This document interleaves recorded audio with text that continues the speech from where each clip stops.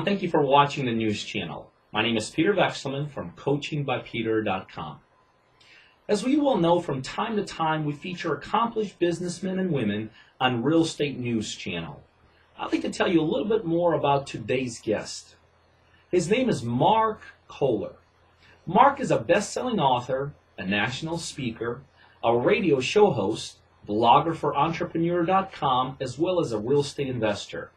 He's also a partner at the law firm Kohler, Ostermiller, and Sorensen, and the CPA firm of Kohler and Erie.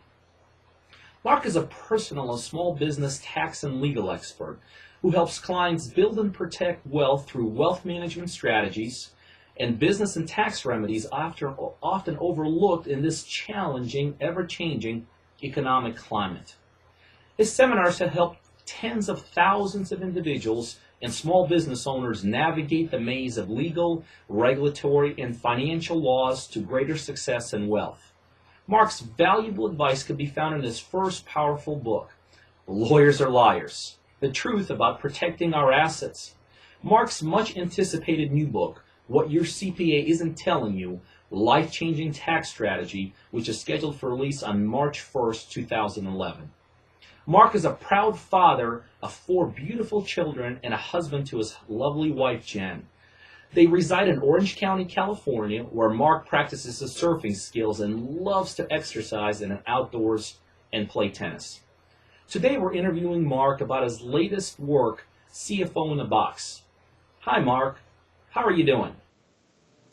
Peter, thanks so much for that introduction. That was awesome, and I love what you're doing for investors around the country with your show. It's fantastic. The information you provide is phenomenal, and I love that AskPeter.com page. More people need to use it because there's a ton of great info there. Thanks so much for having me on the show. Mark, why don't more people seek out their CPA's advice? What do you have to share that's different? Great question, Peter. What I find going around the country and speaking to thousands of taxpayers is that people are just frustrated with their CPAs. They drop their stuff off, they pick it up a week, a month later, and there's no strategizing or any sort of discussion. In fact, more and more people are turning to TurboTax thinking, hey, it just is what it is, I might as well just plug it in. But that's not the case. There is so much more you can do with tax planning. I try to bring it alive for clients. I know that sounds crazy. Many of you are rolling your eyes. But let me tell you, when you find out that the #1 cost in your life, taxes, are something that you can control and that you can strategize, have fun with it, and actually better live the American dream, it's amazing.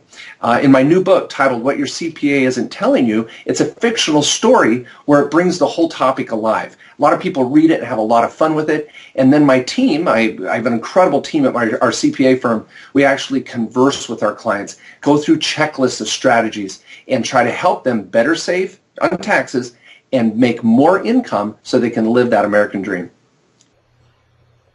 Now, Mark, you're also an attorney working in asset protection and talk about the biggest scams to avoid. Give us an example, please.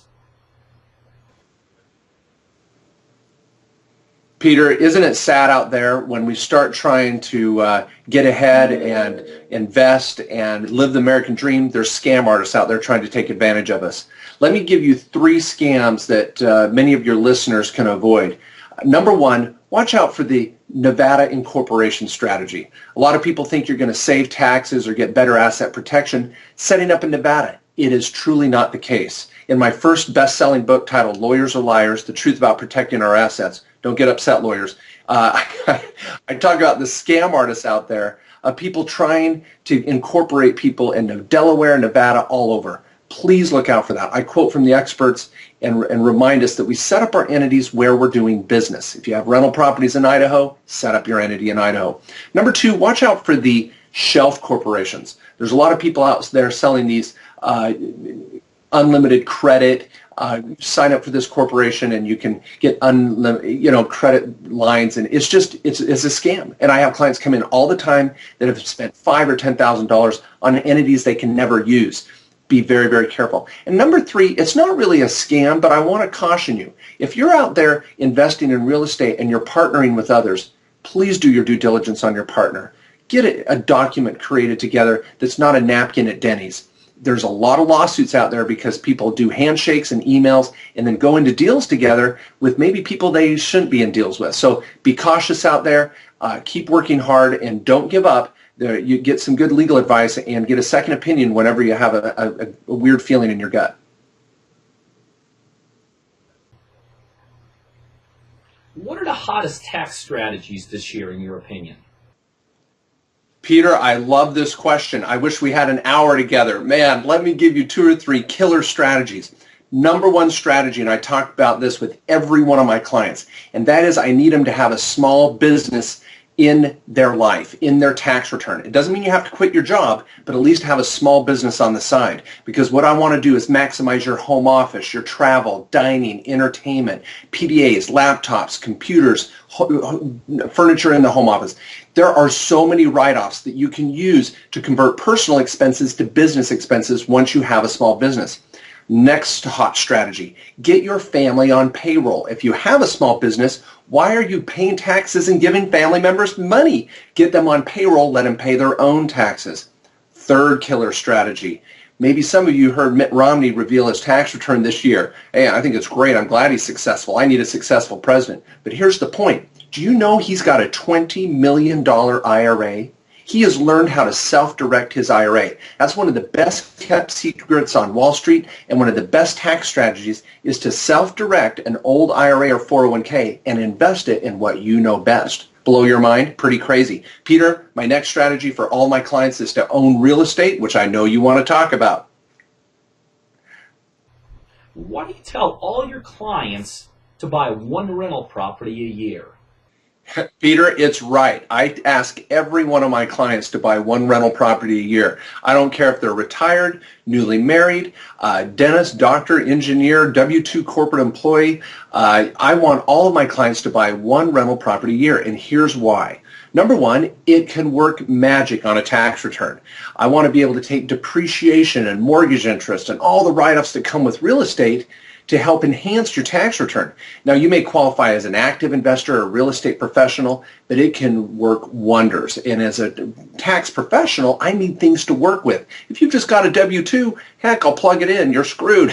But with rental property, it gives me something to work with. Number two, I love real estate because it creates tax-free cash flow. Rarely do my clients pay taxes on their rental income because of, again, depreciation and mortgage interest. Rental property is fantastic for that additional cash flow in your life. Number three, it builds net worth. It builds equity. See, the tenant's paying the mortgage for you, and if you buy carefully and wisely, and it's a buyer's market out there right now, you're going to see appreciation and mortgage reduction building future wealth. And you're not going to get rich off a rental property next month, but if you bought one rental property a year, where are you going to be 10 years from now? Folks, tax benefits, cash flow, appreciation, mortgage reduction, the list goes on and on. Rental property is what wealthy people do to build for retirement, and I encourage all my clients to do it. Mark, what tax strategies could real estate investors take more advantage of? Peter, I am so glad you asked that question. I love it. I myself am a real estate investor, and I want all of my clients to be real estate investors, as we just talked about. But once you do that, where do you go next? I want to get a little technical here for your viewers because I want to provide some real meat. So let me make several points. Number one, I want all of my investors to be classified properly. This means, are you a passive, active, or real estate investor? A real estate professional, I'm sorry. That's going to be really important when it comes to your tax return because it dictates how your losses from your real estate are accounted for on your tax return. Now, a lot of CPAs out there will say, oh, don't buy real estate. You make too much money. You can't get the write-off. Oh, you'll get the write-off. You may not get it this year, but it may carry forward to future years, which is okay. Don't stress about it. You might do 1031 exchanges, charitable remainder trusts, or carry forward those losses until you sell real estate in the future. It's awesome. Number two, when you buy rental property, I want you to buy property where you travel. Now, of course, if you can't find good property where you travel, buy good property. But the point is, if you can buy property where you travel, that's one of the most underutilized tax strategies for real estate investors. If you go see grandma in Minnesota, buy rental property in Minnesota.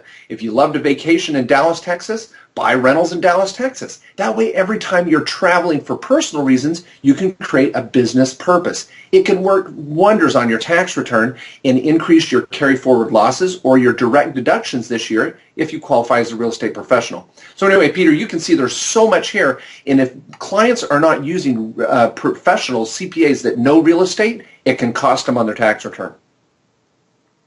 Mark, please tell our audience about your new product, CFO in a Box, and how they can get more information about it.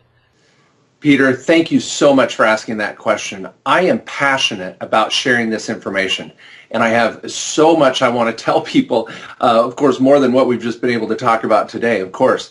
So what I've created is a product called CFO in a Box, and it's where I can be there to help you, the investor, the American dreamer, the entrepreneur, small business owner, to try to increase your wealth, save taxes, and better protect your assets. And this CFO in a Box series is an online video series, 12 different videos. You can watch them at your leisure as many times as you like. And then I have a weekly webinar series that you can also get involved with, where I explain, take live questions, and help just take the videos to a whole new level. Videos such as how to put your family on payroll, how to self-direct your retirement plan and buy real estate inside your IRA or 401k, how to set up an S corporation to save on self-employment tax if you're doing fix and flips and rehabs, how to set up the proper estate plan and use a revocable living trust to avoid probate with your real estate. The list goes on and on. 12 different videos that will save you thousands of dollars, and it's only a couple $100. It is so affordable. So please look into it. If you click on the link below there, you can get more information on our sales page about what these videos are about and what I'm so passionate about and trying to share with you. And Peter, thank you again for having me on your show. You're doing a great job. I love your website again, askpeter.com. People, keep watching the show because Peter's going to change your life. Thanks again, Peter.